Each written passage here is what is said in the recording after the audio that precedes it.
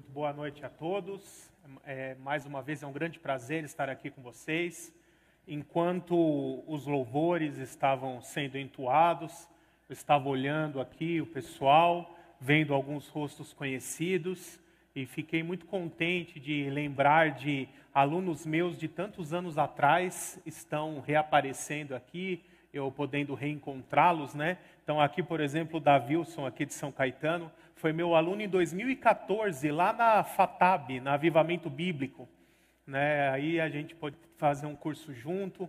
Também tenho alguns outros irmãos aqui daquele curso que eu dei em 2019, ali na Vila Ema também, né? Que estão aqui presentes. Alunos também do Seminário Batista Livre, alguns ainda ativos, outros que por algum motivo não deram continuidade no curso. Estou vendo ali a Camila, ali, né? Seja bem-vinda, Deus abençoe.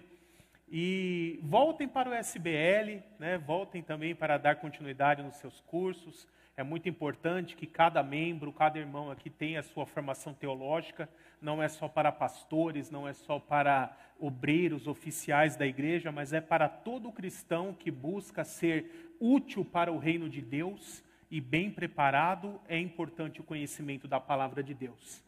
Amém, irmãos?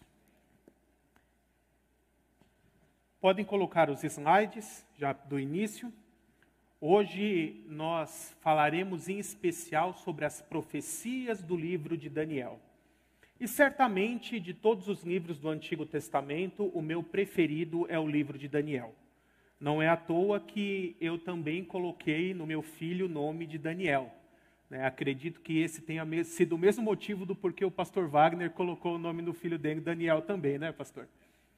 Aí eu estava meio indeciso, né? Eu pensei assim, quando ele estava para nascer, era Daniel ou Apocalipse?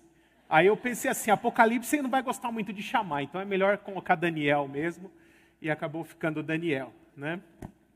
Então, hoje, eu quero começar com vocês falando sobre a profecia das 70 semanas de Daniel. Pode passar o próximo slide, por favor? Esses são os livros da minha coleção, vocês já conhecem, né? Em especial, o volume 3 ali da capa vermelha, Manual Prático de Escatologia, é o que está servindo como base para todos esses estudos. Mas agora eu quero que vocês, se possível, abram suas Bíblias em Daniel capítulo 9.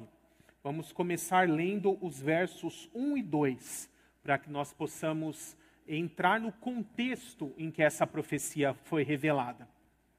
A tradução que eu uso aqui é a NVI, Nova Versão Internacional, né, é a usada pela maioria dos irmãos aqui em nossa igreja. E Daniel 9, versos 1 e 2, o texto bíblico nos diz assim: Dário, filho de Xerxes, da linhagem dos Medos, foi constituído governante do reino babilônio. No primeiro ano de seu reinado, eu, Daniel, compreendi pelas Escrituras, conforme a palavra do Senhor dada ao profeta Jeremias, que a desolação de Jerusalém iria durar 70 anos. Até aqui é suficiente. Então aqui, o livro já começa nos dando um marco, um momento histórico em que isso foi revelado. Então, apenas lembrando para vocês, outros profetas como Isaías, Jeremias, já haviam profetizado, pelo menos um século antes disso, que o povo de Judá, por sua infidelidade, ele seria retirado da sua terra. Na verdade, isso já tinha sido revelado por Moisés, lá em Deuteronômio 30, onde ele diz que o povo permaneceria na terra enquanto se mantivesse fiel aos caminhos do Senhor, mas que quando se desviasse, Deus permitiria que viessem povos estrangeiros, os derrotassem em batalha e eles iriam expulsá-los da terra. E que o povo ficaria disperso entre as nações, mas que quando eles se arrependessem e voltassem a buscar o Senhor, Deus os tiraria dessa sepultura das nações, figuradamente, e os recolocaria, os plantaria de volta na terra de seus antepassados. E, de fato, isso estava em cumprimento, porque no século anterior a esse momento aqui, por volta do ano 605 a.C., o então general, e depois vai se tornar imperador do Império Babilônico, Nabucodonosor, né? Nesse momento, o seu pai, Nabopolassar, ainda era o rei da Babilônia, mas ele toma Jerusalém, invade, saqueia, e daquele momento em diante, a Judéia se torna um estado vassalo da Babilônia. E depois ele vai fazendo outras incursões, oprimindo o povo da Judéia, forçando eles a pagarem tributos, matando reis, substituindo reis, até que em 586 a.C., Jerusalém é destruída de forma avassaladora nessa terceira e última invasão, onde o templo é destruído e essa última leva de cativos é levada para a Babilônia. E ali são levados, entre os nobres da Babilônia, Daniel e seus 3 amigos ali bem conhecidos, né, que recebem nomes babilônicos, Sadraque, Mesaque e Abednego, quando chegam na Babilônia. Daniel recebe o nome ali de Beltesazar. E então eles começam a viver na Babilônia. E tudo isso é relatado no livro de Daniel. Mas quando chegamos aqui no capítulo 9, Daniel fala no primeiro ano do reinado de Xerxes. Você depois pode pesquisar na sua casa, procure na internet um documento chamado Cânone de Ptolomeu. Esse é um documento histórico que vai ter a lista da época em que reinou cada um dos reis da Babilônia, Pérsia, Grécia e os primeiros do Império Romano. E esse documento vai dizer ali que o primeiro ano do reinado de Xerxes foi 538 a.C.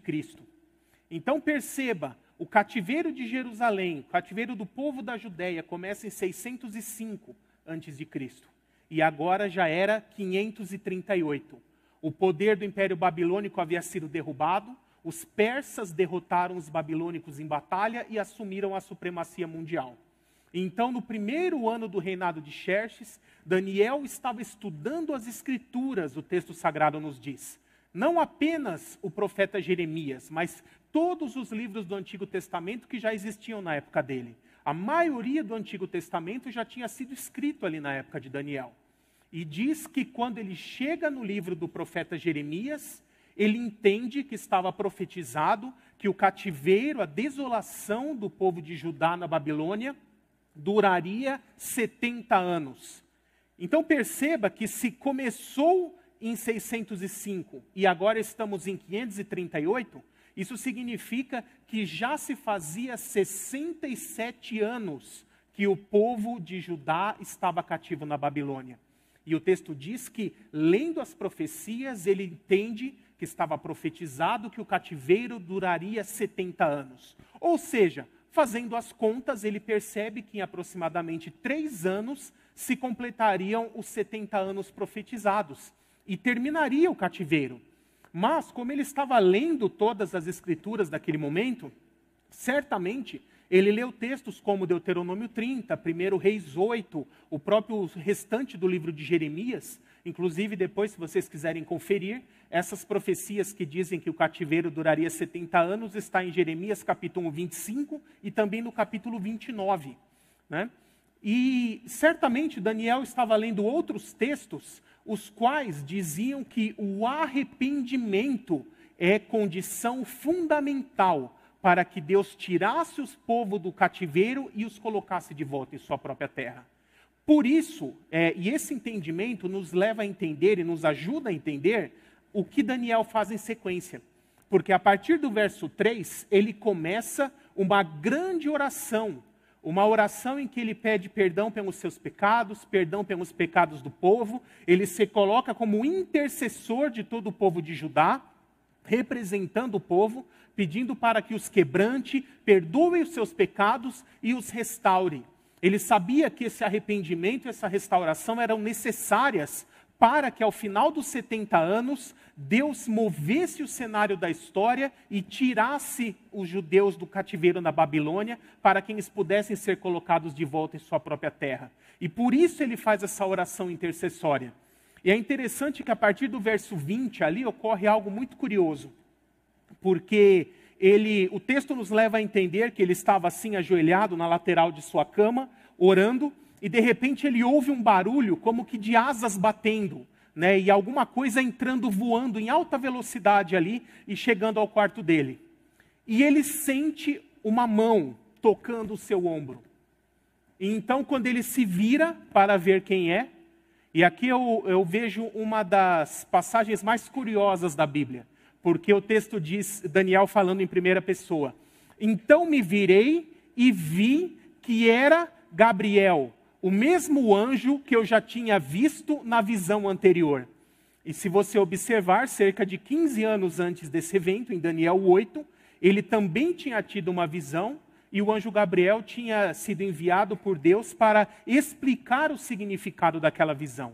Então perceba que Daniel ele já conhecia o anjo pelo rosto. Você já ouviu falar de alguém que conhece o anjo pela cara, sabe que cara o anjo tem? E assim Daniel era.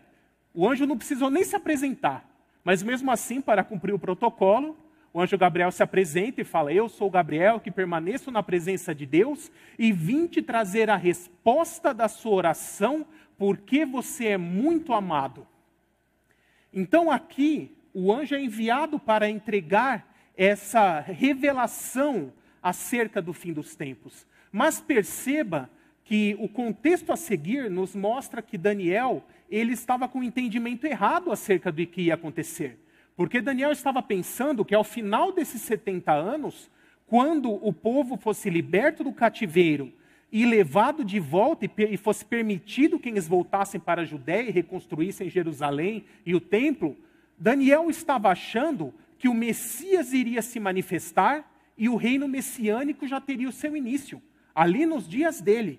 É isso que ele tinha em mente. E por que ele tinha isso em mente? Ele deve ter lido bastante o profeta Isaías, que é o profeta messiânico, que fala de várias profecias a respeito da vinda do Messias e início do reino messiânico.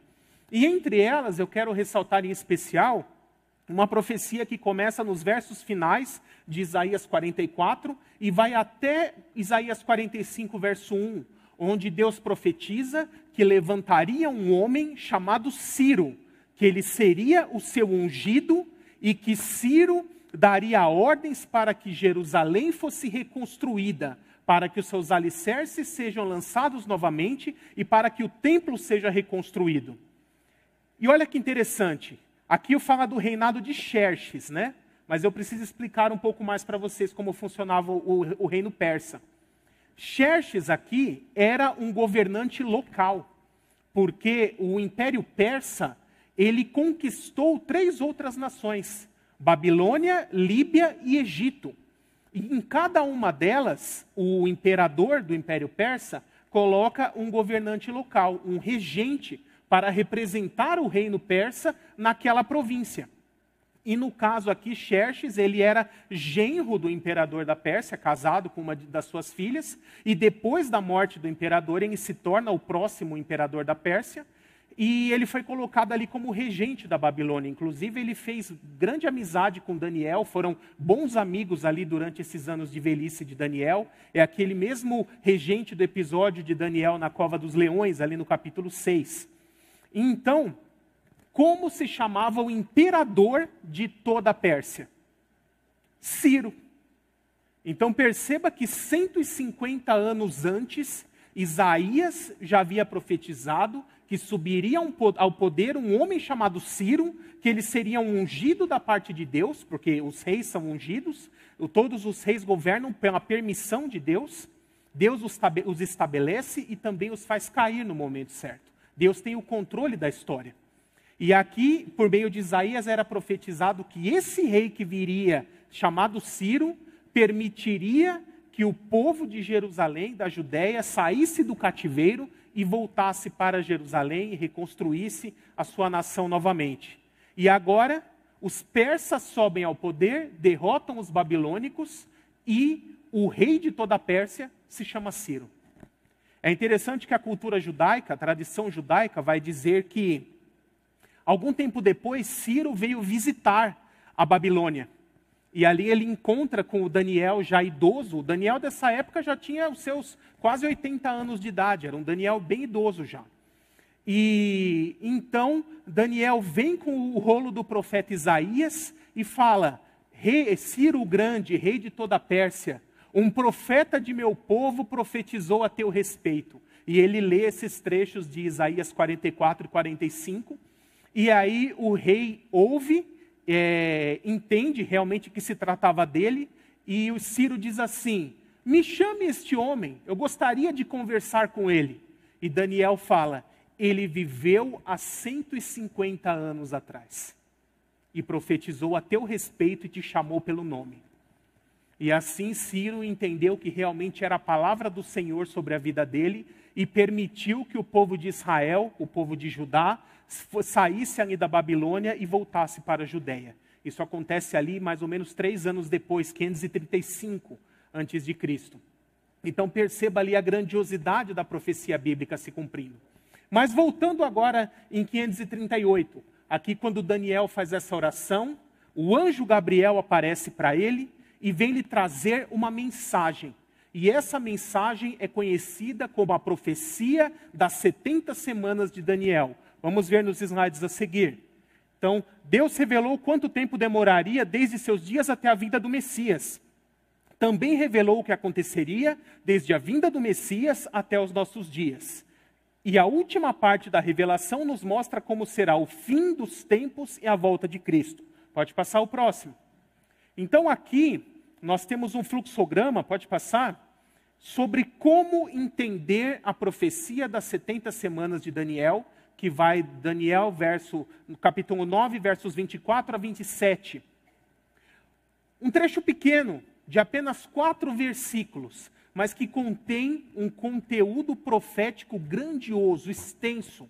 Ele fala desde os dias de Daniel, passa por todo o período interbíblico, a primeira vinda do Messias, sua morte, ressurreição, ascensão, toda a era da igreja, tribulação, culminando na volta de Cristo no milênio. Tudo isso em apenas 4 versículos. Então o anjo começa dizendo para Daniel o seguinte: 70 semanas estão decretadas sobre o teu povo e a tua santa cidade. Aqui nós temos 3 pontos importantes para observar. A palavra aqui traduzida por semanas, no hebraico é shabuim. Esse in, em hebraico, sempre vai querer dizer plural masculino. É o plural da palavra shabua, que seria semana. Mas em hebraico, shabua não é apenas uma semana de dias, mas ele tem um conceito mais amplo. Ele significa, na verdade, um conjunto de 7. Da mesma forma que para nós, a palavra dúzia significa um conjunto de 12. Então, se eu falar para vocês uma dúzia, dizendo só assim, você não vai saber do quê. Eu preciso dizer do que é essa dúzia para vocês entenderem o contexto. Da mesma forma, uma shabua pode ser um conjunto de 7 dias, 7 meses, 7 anos e assim por diante. É o contexto que irá determinar isso. E como o contexto ali, Daniel já estava com períodos de anos em sua mente, porque ele entendeu que em 70 anos o cativeiro terminaria. E perceba que os judeus, desde a época de Moisés, foram ensinados a contar os anos em ciclos de 7, a contar semanas de anos. Por quê?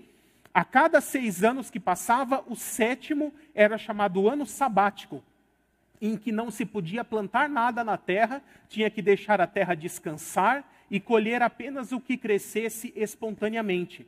E quando esse ciclo de 7 anos se repetia por 7 vezes, que dava 49 anos, o ano seguinte, o 50º, era chamado ano do jubileu, onde todos os escravos deveriam ser libertos, todas as terras devolvidas a seus donos originais, as famílias donas originais, e todas as dívidas deveriam ser perdoadas. Então, os judeus tinham que contar ciclos de 7 anos para saber quando era o ano sabático e quando era o jubileu. Por isso, estava muito incutido já na mente de Daniel isso. E aí o anjo diz que um período de 70 shabuas, 70 semanas de anos, ou seja, um período de 490 anos estava determinado. Determinado sobre quem? Sobre o teu povo e a tua santa cidade. Entender isso é fundamental para que você possa entender o escopo da profecia. Todas as 70 semanas são sobre teu povo. O povo de Daniel é o povo de Israel, é o povo judeu. E tua santa cidade, Jerusalém. Então, tudo o que está revelado na profecia das 70 semanas diz respeito ao povo de Israel e à cidade de Jerusalém. Nunca se pode fugir desse escopo. Se você fugir disso, não vai conseguir entender corretamente a profecia. E esse período de 490 anos determinado sobre Israel e sobre Jerusalém seria para concretizar 6 propósitos. Os primeiros que vocês estão vendo ali nesse retângulo azul grande estão associados à primeira vinda do Messias. Acabar com a transgressão, dar fim ao pecado e expiar a iniquidade. Eles estão relacionados diretamente à primeira vinda do Messias e os eventos da obra da redenção, com a morte, ressurreição e ascensão de Jesus Cristo. E os outros 3, trazer a justiça eterna, cumprir a visão e a profecia e ungir o santo dos santos. Eles estão diretamente associados ao retorno de Cristo em glória, a segunda vinda de Cristo e início do reino messiânico. Perceba aqui que essa trazer a justiça eterna, essa palavra eterna em hebraico é olam. E olam pode significar também uma era, um grande período de tempo. Então é uma tradução possível traduzir como trazer a era de justiça, que é o próprio reino messiânico, que lá no livro de Apocalipse vai receber o nome de milênio. Esse período com a manifestação plena do reino de Cristo aqui na terra, que terá início após o seu retorno. Então o anjo está dizendo que ao final desses 490 anos vai começar o milênio. E que as profecias seriam cumpridas e o Santo dos Santos, aquela área mais sagrada do Templo de Jerusalém, que hoje não existe mais porque o templo ainda não foi reconstruído, será reconstruído e essa área será ungida novamente pelo próprio Messias. Depois você pode ler na sua casa Zacarias 6,12, onde vai dizer que aquele que se chama renovo de Deus, que é um título messiânico, será sacerdote no trono. Ele ungirá novamente o templo e haverá paz entre os dois. O sacerdócio e o governo serão reunidos em uma única pessoa, a figura do Messias, que ao mesmo tempo será rei de Israel e sumo sacerdote da nova aliança. Então esses 6 propósitos têm que estar plenamente cumpridos ao final desses 490 anos. Mas quando se começa a contar esse tempo? O verso 25 vai nos dizer: saiba e entenda que a partir da promulgação do decreto que manda restaurar e reconstruir Jerusalém, haverá 7 semanas e 62 semanas. A cidade será reconstruída com ruas e muros, mas em tempos difíceis. Então, aqui o anjo já nos informa qual será o momento em que deve começar a ser contado esse período. Não era para contar de imediato ali, do ano 538, onde Daniel recebe essa visita do anjo. Mas ele diz que deveria se começar a contar quando fosse assinado um decreto que mandasse restaurar e reconstruir toda a cidade de Jerusalém e o templo.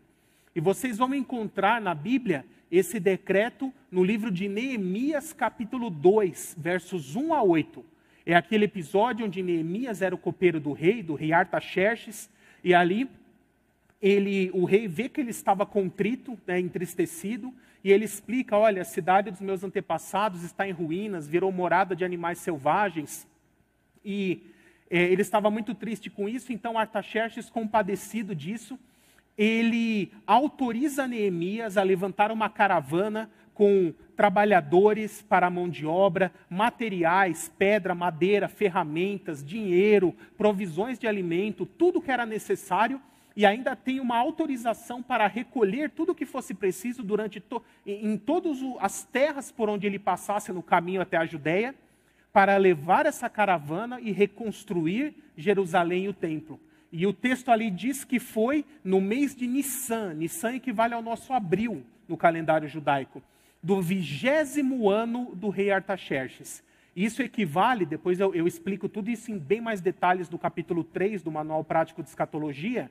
Isso é abril do ano 444 a.C. Nesse momento começa a se contar as 70 semanas de Daniel. Esses 490 anos proféticos. Uma outra questão importante é que o ano profético tem que ser contado pelo calendário judaico. E o calendário judaico, os anos são de 360 dias. Como os nossos anos são de 365 dias mais um quarto de dia, que a cada 4 anos dá o ano bissexto, com 29 de fevereiro, é necessário fazer uma conta para fazer esse ajuste. E se você tem curiosidade de saber como é essa conta e como calcular corretamente, também no capítulo 3 do meu livro eu ensino como fazer essa conta e chegar exatamente no período. E aí, as 70 semanas são divididas em 3 blocos. Primeiro, 7 semanas, ou 49 anos. Esse é o tempo que demoraria para Jerusalém ser totalmente reconstruída e o templo. E isso, de fato, se cumpriu exatamente como foi profetizado. Porque nós vemos ali nos dias de Malaquias, essas primeiras 7 semanas se completando e a cidade já plenamente construída. Depois, mais 62 semanas de anos, ou 434 anos, até a vinda do príncipe, o ungido, ou do príncipe, o Messias, porque a palavra aqui traduzida por ungido é Messias em hebraico, é uma referência ao próprio Cristo. Então perceba que a profecia das 70 semanas nos diz, mais de 500 anos antes de Jesus nascer, elas nos revelam exatamente o ano em que seria a primeira vinda do Messias. O ano em que o Messias viria. E essa vinda do Messias seria o quê? Seria o nascimento? Seria o batismo dele? Temos que voltar ao escopo da profecia. 70 semanas sobre teu povo, tua santa cidade. Então tem que ser uma vinda do Messias para Jerusalém, para o povo de Israel. Jesus não nasceu em Jerusalém, nasceu em Belém.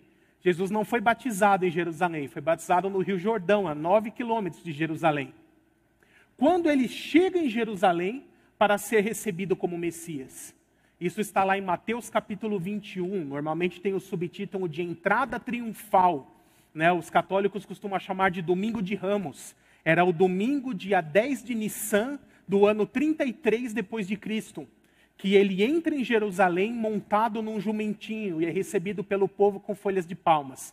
Ali, naquele dia, se completou exatamente 483 anos proféticos de quando Artaxerxes havia assinado o decreto. As primeiras 69 semanas de Daniel foram plenamente cumpridas na vinda do Messias para Jerusalém. Então a profecia continua, dizendo, depois dessas coisas, 3 eventos teriam que ocorrer antes do início da última semana. E essas 3 coisas são, primeiro, o ungido será morto, será tirado e já não estará mais com o povo. Isso ocorre 5 dias depois ali. Da tarde do dia 14 para o dia 15 de Nissan, Jesus morre na cruz. Então tudo bem, 4, 5 dias é pouquinho tempo.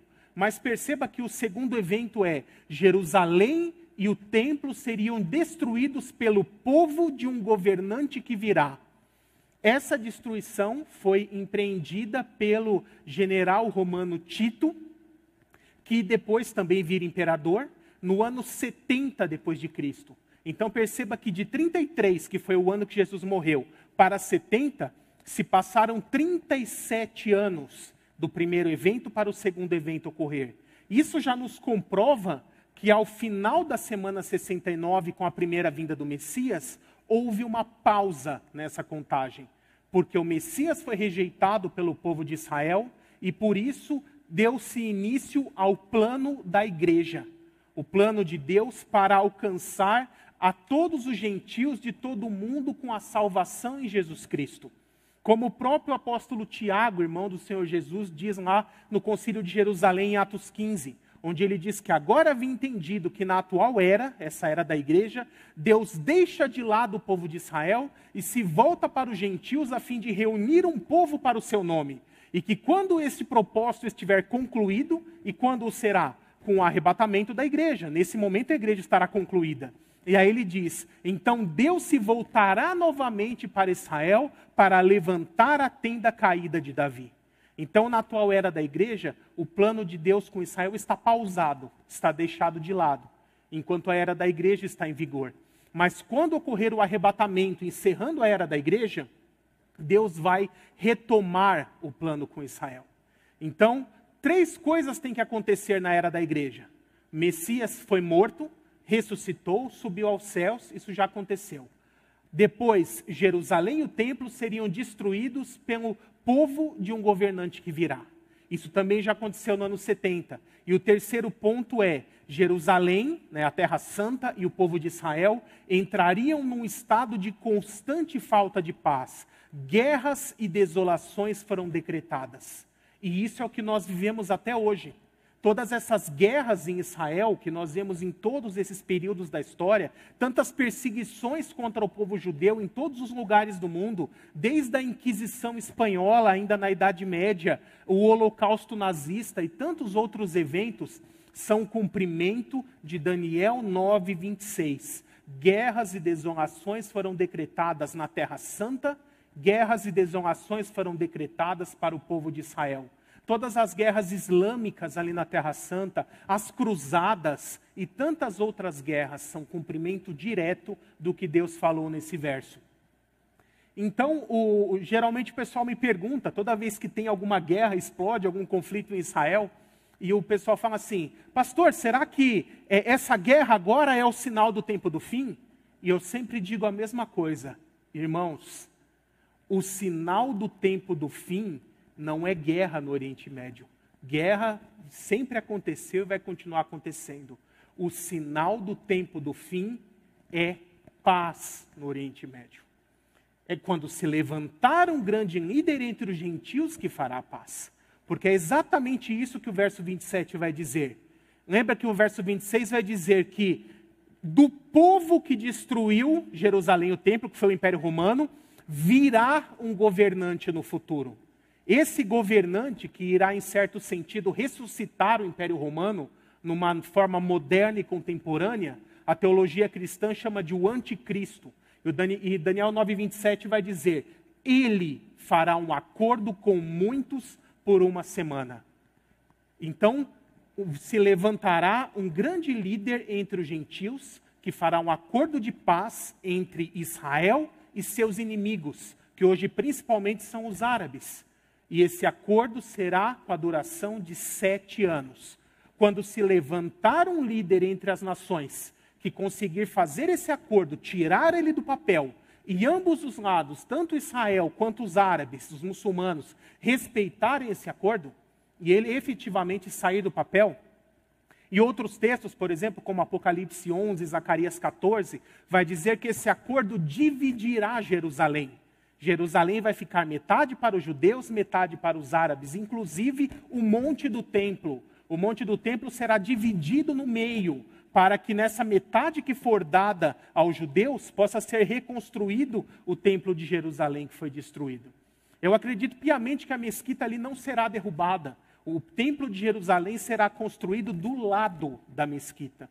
Que maior slogan de paz mundial seria esse do que os dois templos das grandes religiões monoteístas ali do Oriente Médio, um ao lado do outro, e dizendo, agora os dois povos inimigos há tantos séculos estão em paz, em harmonia, cada um adorando Deus no seu templo, seja Yahvé ou seja Alá, pelo nome que eles querem dar. Vocês já pensaram que maior slogan seria esse? Hoje, se alguém conseguisse fazer isso, o que o mundo diria dessa pessoa? Diria que ele é o Messias. Diria que ele veio para resolver os problemas da humanidade. E é exatamente isso que o anticristo será, um falso Messias, que conseguirá tirar esse acordo do papel. Mas a profecia continua dizendo, no meio da semana, depois que o templo já tiver sido reconstruído, os sacrifícios já terão sido retomados conforme a lei de Moisés, o anticristo quebrará o seu acordo, dará fim ao sacrifício e à oferta e exigirá que todos o adorem como se ele fosse Deus. Ele vai se assentar num trono no templo de Jerusalém, colocará sua imagem para ser adorada e ordenará que todos o adorem. E depois, sem ser a próxima quarta-feira, na outra, quando nós estivermos falando sobre o período tribulacional, eu vou falar sobre, por exemplo, a simbologia da mulher e o dragão em Apocalipse 12, que é uma simbologia do povo de Israel, que terá que fugir para o deserto e será sustentada por Deus no deserto durante a segunda metade desses 7 anos, após a quebra desse acordo. Mas isso são cenas dos próximos capítulos. Hoje nós vamos ficar aqui em Daniel. Então, durante toda essa segunda metade dos 7 anos, o anticristo reinará em Jerusalém. Mas a profecia diz, até que chegue sobre ele o fim que lhe está decretado. E por que o fim do iníquo, do homem do pecado, do filho da perdição está decretado?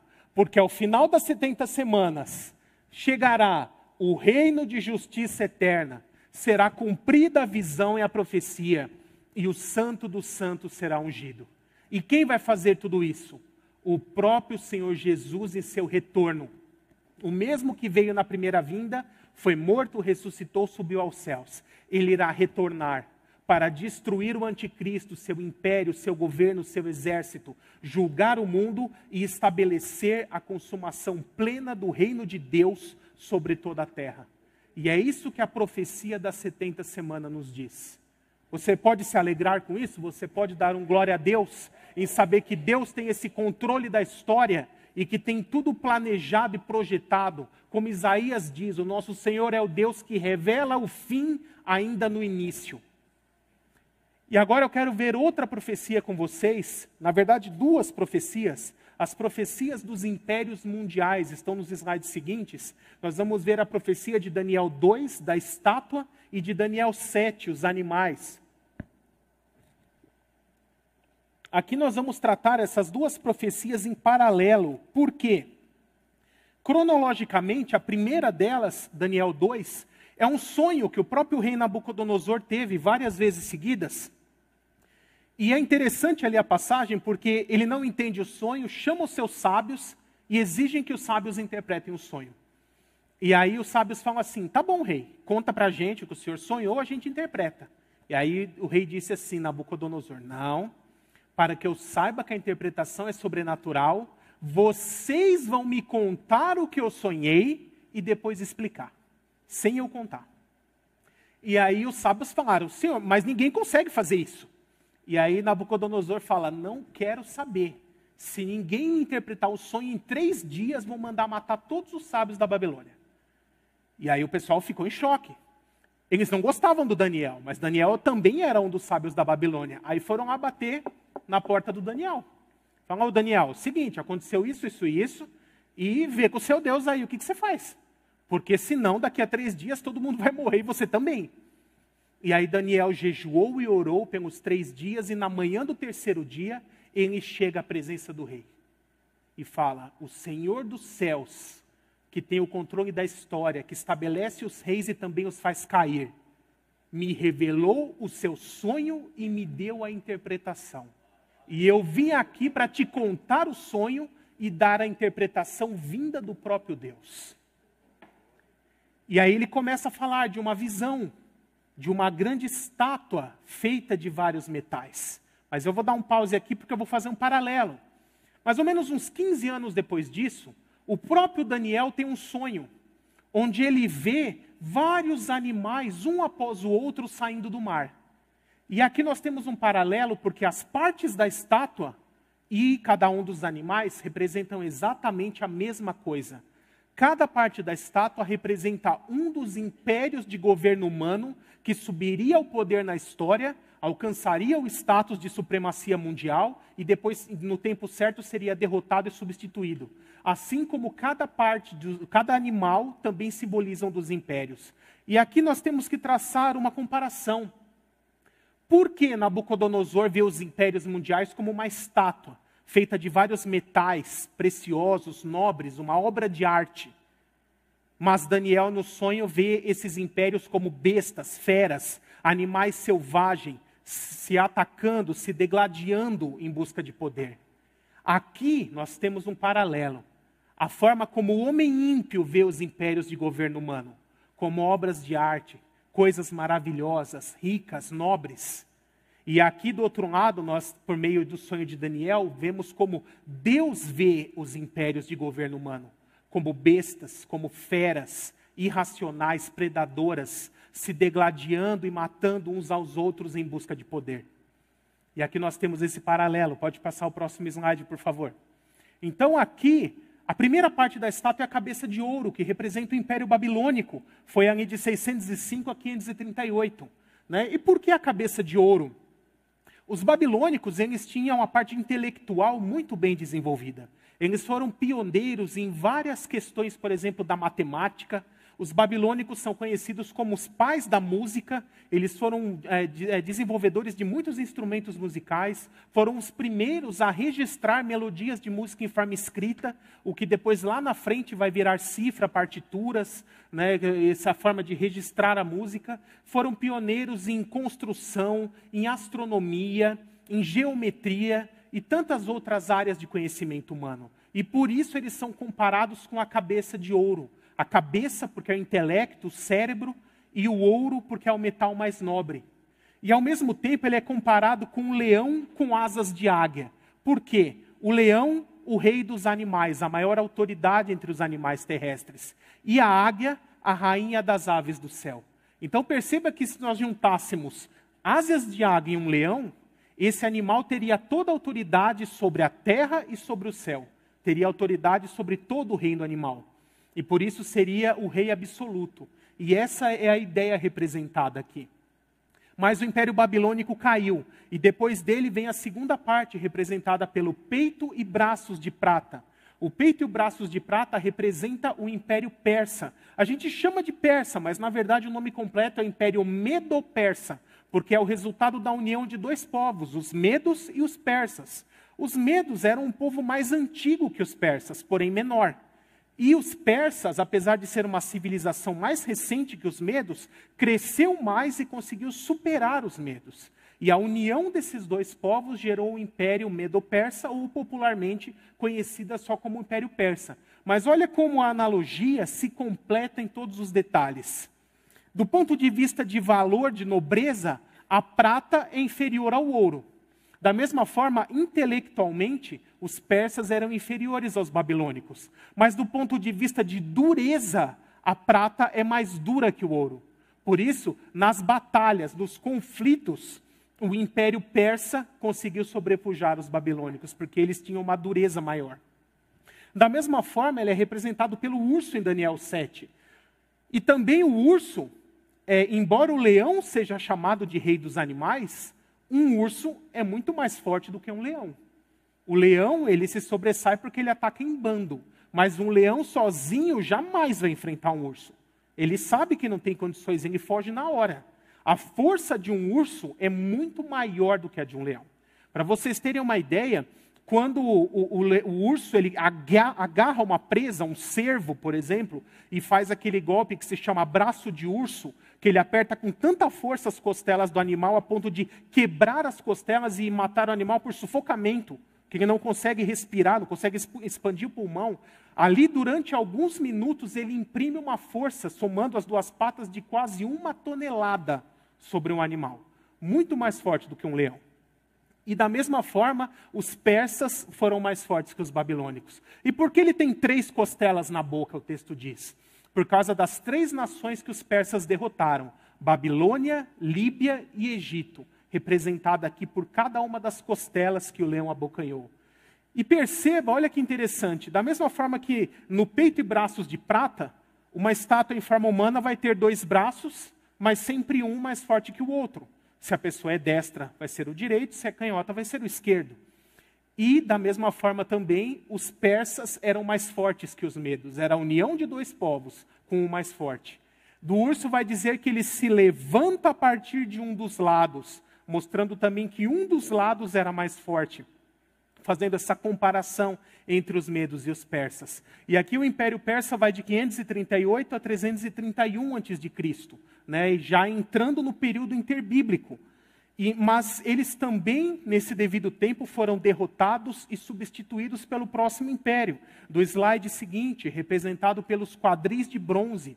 Os quadris de bronze representam o Império Grego, que teve ali o seu início com Alexandre Magno, também conhecido como Alexandre o Grande, filho do rei Felipe da Macedônia, que ele consegue finalmente pegar uma Grécia unificada, reúne todos esses exércitos e parte para cima ali do Império Persa, que há séculos já estavam ali oprimindo os gregos, porque os gregos eram várias cidades-estados autônomas e por isso eram fracos. Mas quando eles se uniram debaixo de um governo só, conseguiram força suficiente para enfrentar a Pérsia.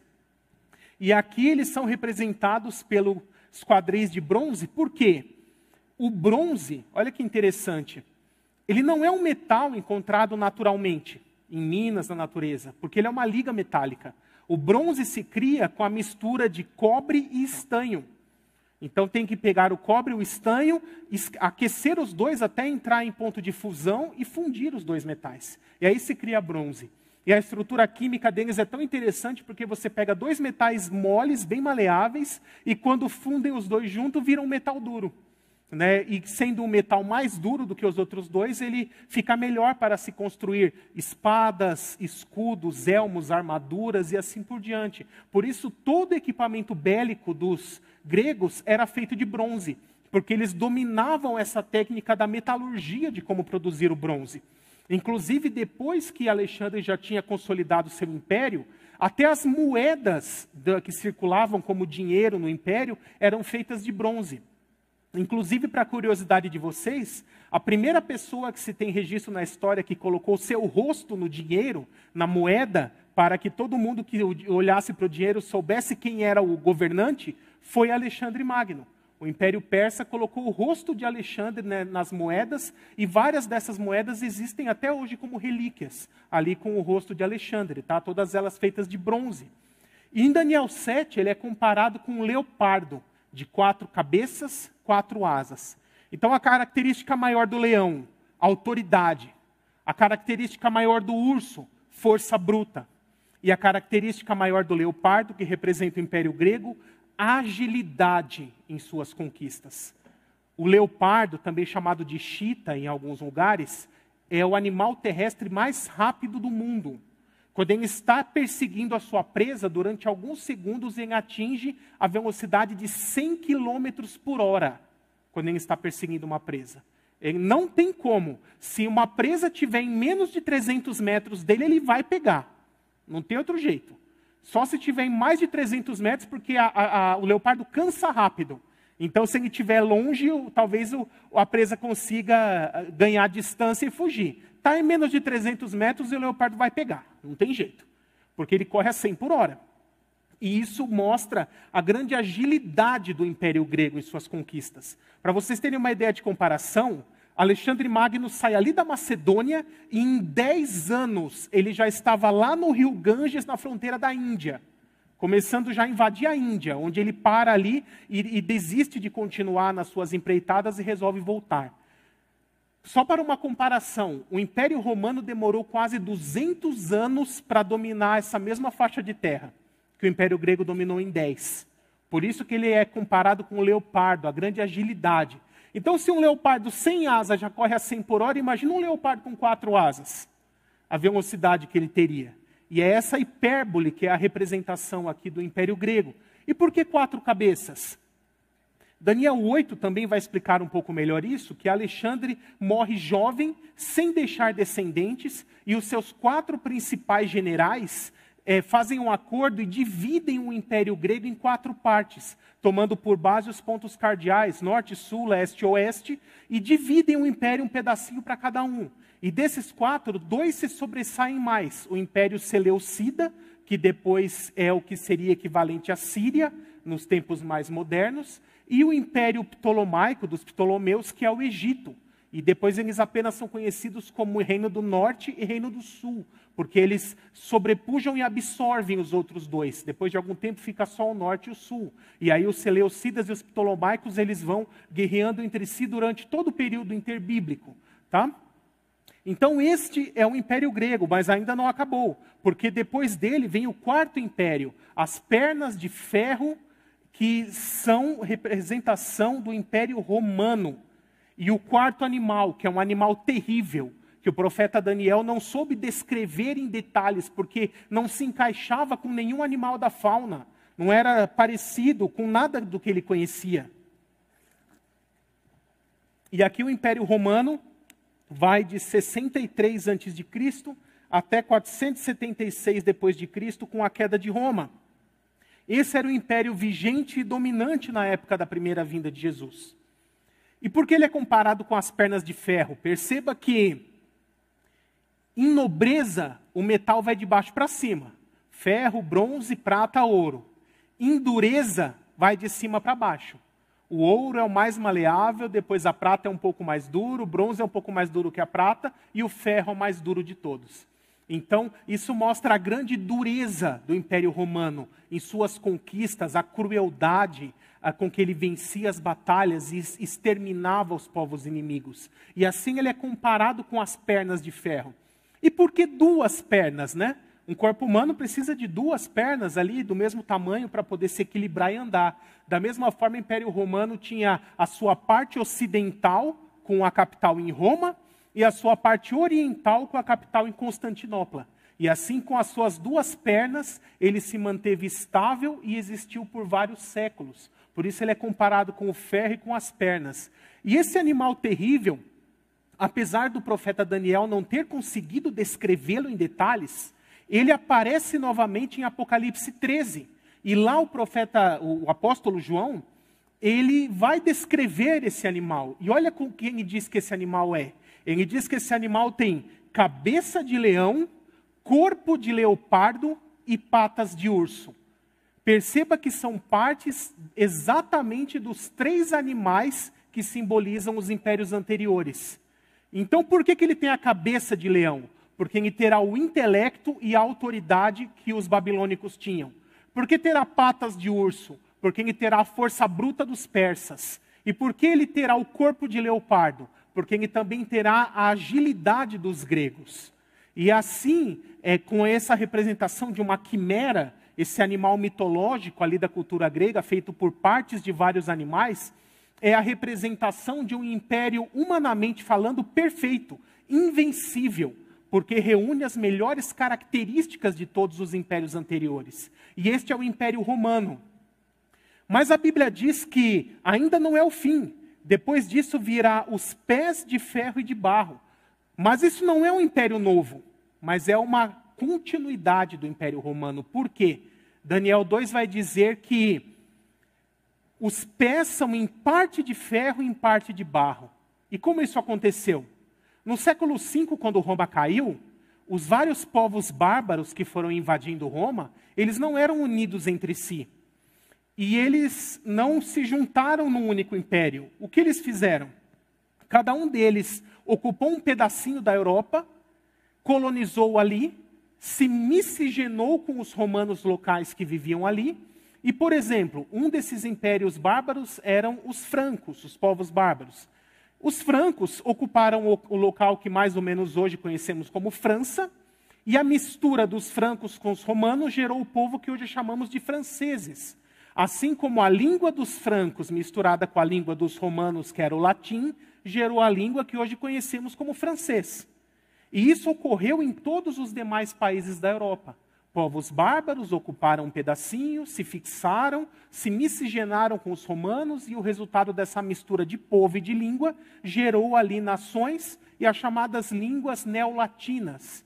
Então, português, espanhol, francês, italiano, todos esses povos. E eram exatamente 10 povos bárbaros, por isso que são os 10 dedos dos pés da estátua. E são em parte de ferro e em parte de barro. Por quê? O ferro simboliza os romanos, mas o barro simboliza os povos bárbaros que estavam ali se misturando. Mas perceba que um metal com um elemento terroso não se mistura. Ferro e barro, mesmo se você derreter e fundi-los, quando seca, eles continuam separados, quando esfria. As mulheres vão entender melhor o que eu vou dizer agora. Fica mais ou menos igual um bolo nega maluca.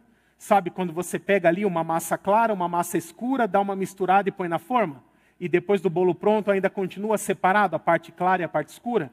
É assim o ferro e o barro. Então não é uma mistura consolidada, é uma mistura fraca, não tem liga, não permanece.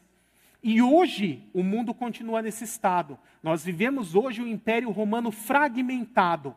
Todos os atuais países da Europa são descendentes dessa mistura dos 10 povos bárbaros com o Império Romano caído. Por isso, nós estamos nos dias dos pés de ferro e de barro. Mas a profecia aqui não termina. Ela diz que no fim dos tempos, esses reis, representados ali pelos dedos dos pés da estátua, irão se reunificar novamente, levantando no império. Então a profecia nos fala que esse último animal, a besta do Apocalipse, será uma forma moderna e ressurreta do antigo Império Romano. Apocalipse 17, o anjo diz assim para João: te revelarei o mistério da besta que foi, já não é, mas há de subir do abismo e caminha para a perdição. E essas são as fases do Império Romano da história. O Império Romano foi, caiu no século V. Hoje já não é, está fragmentado, mas há de subir do abismo. A Bíblia profecia que o império do anticristo no fim dos tempos será uma forma ressurreta e moderna do antigo Império Romano. E Apocalipse 17 completa dizendo: e caminha para a perdição. Porque quando o Senhor Jesus voltar, todos esses governos humanos serão destruídos. E é exatamente o final da profecia ali. No slide seguinte você vai ver que Cristo vem como uma grande rocha, lançadas do alto de uma montanha sem o auxílio de mãos humanas, acerta a estátua nos pés, e essa estátua implode, igual um prédio quando é feita aquela implosão, que se coloca ali explosivo nos alicerces e ela desabra para dentro de si mesma quando explode e sobra só o pó. Vai acontecer isso com a estátua, ela vai ser reduzida a pó. E o texto diz que depois vem um vento forte, bate e leva esse pó embora e não sobra nenhum vestígio da estátua. E com esse quarto animal terrível, fala que ele é lançado no lago de fogo, de onde jamais sairá.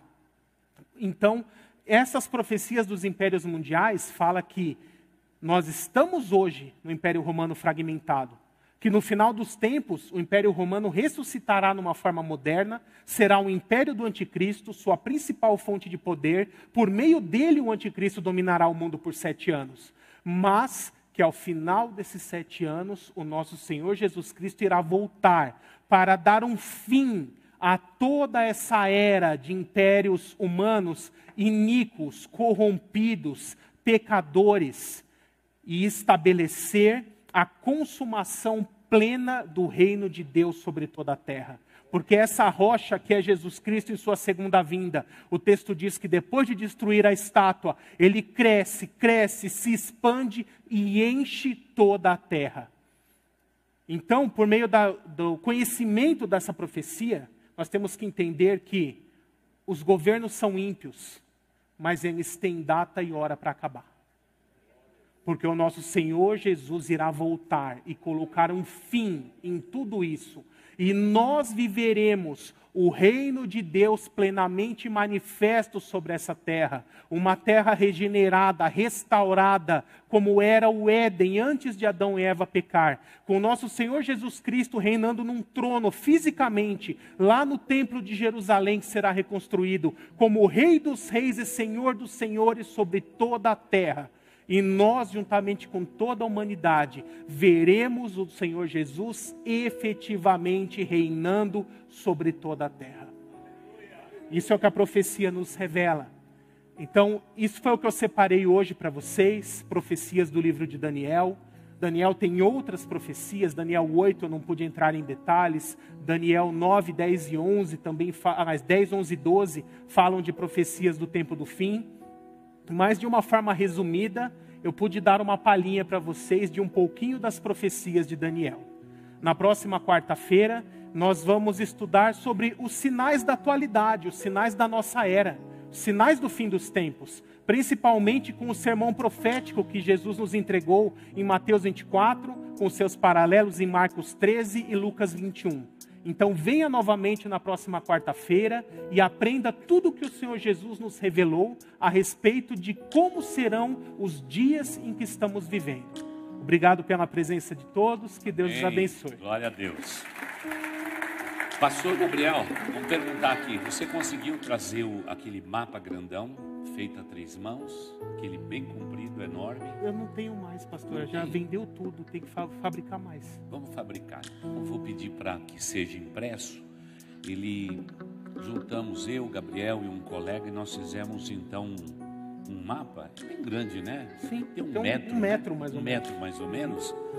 E a gente, para principalmente a pessoa muito leiga que não conhece nada do Apocalipse, conseguir enxergar, principalmente no período da grande tribulação, onde que está o povo de Israel, onde que estão os gentios e onde está a igreja. não é? Aquela parte ficou muito legal. Mas nós vamos providenciar isso aí, você vai poder adquirir, ele é plastificado, isso é para colocar na parede de casa mesmo, para você acompanhar versículo por versículo, tudo de maneira cronológica, tudo aquilo, tá? Eu pensei que o Gabriel tinha conseguido. Ainda não. Não conseguiu, nós vamos dar um jeito, não dá, essa semana aqui a gente dá um jeito, tá bom? Irmãos, sempre quando estudamos o Apocalipse, e todo mundo que ama o Apocalipse, a gente sempre faz a pergunta no final: que tipo de cristãos nós temos que ser nos últimos dias? Pessoas separadas por Deus. A noiva tem que ter as suas vestes brancas. Nós temos que buscar uma vida de santificação, sem a qual ninguém verá o Senhor. Quando estudamos o Apocalipse, o nosso coração se enche de temor de Deus. É o profundo respeito que nós temos pela precisão onde tudo isso foi revelado. E antes da nossa equipe de louvor terminar, eu quero, aqui do lado do pastor Gabriel, relembrar a igreja. Hoje nós temos todas essas informações nas nossas mãos. Mas um homem como Daniel, ele só pode ter recebido isso através do Espírito Santo de Deus. Porque os livros, eles se esgotavam, mas o que ele prescreveu na sua profecia vai continuar se cumprindo até que Jesus Cristo volte. Então é uma maneira muito linda, irmãos, da gente agradecer a Deus por esse livro maravilhoso que você tem em suas mãos, irmãos. Isso é uma joia divina. E pastor Gabriel, como a gente sempre ensina, né? Muitas vezes esse livro fica no porta-luva de um carro, fica jogado numa gaveta em casa. E pior do que isso, é o livro talvez menos lido. Deus tem que mudar o nosso coração, porque o livro desta profecia é algo mais poderoso que existe, como um bem precioso dado a Deus para a humanidade. Carregue sua Bíblia, leia a Bíblia, mesmo que você não consiga entender com uma interpretação detalhada. Ainda o pastor Gabriel foi uma metralhadora aqui, né, para terminar no tempo, não é? Ele é muito mais rápido que eu, não consigo fazer tudo isso no tempo que ele fez. Irmãos, isso é uma dádiva, é um presente que Deus nos dá. Então eu gostaria que você, por favor, repensasse o teu relacionamento com Deus através da Bíblia Sagrada. E por favor, não é? O conceito meu e do pastor Gabriel sempre foi o mesmo, né? A cereja do bolo é o Apocalipse, tá? E as profecias bíblicas, é a cereja do bolo, porque é aquilo que ainda vai acontecer, as coisas que em breve vão acontecer. Então assim, ó, quarta-feira que vem, a gente já sabe o conteúdo que vai ser dado. Lembra o seguinte: você no mínimo tem que trazer 2 outras pessoas. Você tem que convidar um amigo, um parente e dizer: quero que você vá até a igreja comigo. Nós vamos passar junto 1h15, 1h20 naquele culto. Mas você não pode deixar de entender a atualidade do Apocalipse, que é o que vai ser o próximo assunto. Então, é uma preciosidade, não é? Como ouvi alguém murmurando aí atrás, quando o pastor Gabriel disse que a marca, né, do anticristo não vai ser guerra, aí todo mundo, eu pensei que já estava perto, não é? Mas vai ser a paz. Nós temos que aprender cada um desses detalhes, tá bom? Por favor, venha, vamos ver se a gente consegue pôr na mão de vocês esse mapa expandido do Apocalipse, que vai ser uma boa oportunidade para você crescer espiritualmente, tá bom? Então agora vamos orar, vamos agradecer a Deus pela vida do pastor Gabriel, a sua instrumentalidade, rogando que Deus sempre nos abençoe com a sua palavra. Deus eterno, nós te louvamos, porque a tua palavra é a verdade. Pai, tudo nesse mundo passa, mas a tua palavra não passará antes que se cumpra, ó Deus. E nós te louvamos porque nós somos o povo da palavra, nós somos os Bíblias, nós somos o povo que amamos esse livro. Pai de amor, coloca um amor renovado no coração de todos a respeito da tua palavra. Te agradecemos pela vida preciosa do profeta Daniel. Ele, ó Deus, na sua juventude, como tu bem sabes, na sua velhice, ele recebeu das tuas mãos as profecias bíblicas que em breve se cumprirão sobre a face da terra. E nós te louvamos por isto. Pai de amor, sabemos que isto, o homem comum, ele não tem conhecimento desta palavra, mas nós temos que ter todo o conhecimento bíblico vivendo dentro da tua igreja, para que possamos a tempo e fora de tempo estarmos dizendo ao mundo qual é a razão da nossa esperança. Obrigado, Jesus, porque quando pensamos no que pensamos nesta noite, nós ficamos em paz, porque até do futuro nosso, tu és Senhor. O Senhor já passeou no nosso futuro e no futuro da humanidade, e tudo irá acontecer, palavra por palavra, como o Senhor inspirou e revelou a homens. Eu entrego a Deus a vida do pastor Gabriel nas tuas mãos, e que ele seja sempre da tua parte um instrumento vivo para abençoar e edificar a tua igreja. E por tudo aquilo que vimos e ouvimos, nós te louvamos e te bendizemos. E esta é a nossa oração, e nós fazemos esta oração no nome do Senhor Jesus. Amém.